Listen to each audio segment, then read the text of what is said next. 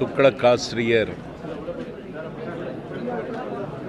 மதிப்பிற்குரிய சோ அவர்கள்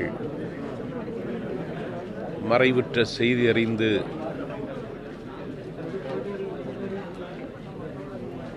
கண் கலங்கினேன், கதறி அழுதேன். கல்லூரி மாணவனாக இருந்த அந்த நாளிலிருந்து இந்த நாள் வரைக்கும் நான் துக்ளக் வாசகர்.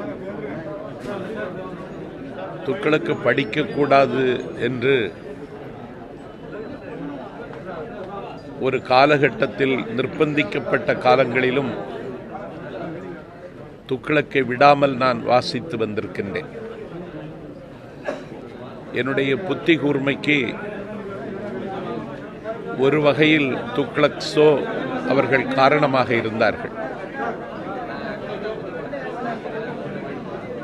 அவருடைய அரசியல் கட்டுரைகள் 1000 விமர்சனங்களுக்கு உட்பட்டதென்றாலும் அதிலே இருக்கிற அர்த்த செறிவை யாரும் நிராகரிக்க முடியாது. எல்லாவற்றையும் தாண்டி அன்னை தமிழகத்தின் முதலமைச்சராக இருந்த அம்மாவிற்கு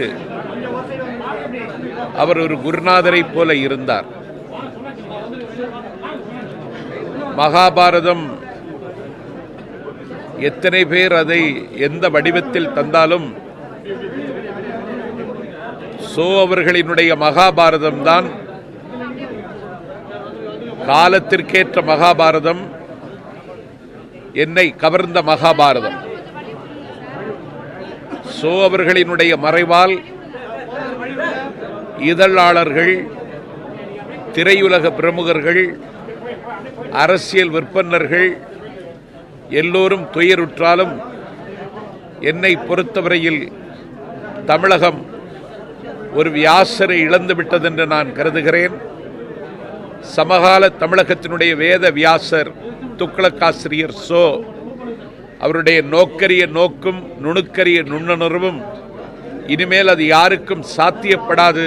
அப்படி ஒரு சரித்திரத்தை அவர் படைத்திருக்கிறார். அவருடைய புகழ் ஓங்குக என்று சொல்லி அவருக்கு என்னுடைய ஆழ்ந்த இரங்கலை தெரிவித்துக் கொள்கிறேன்.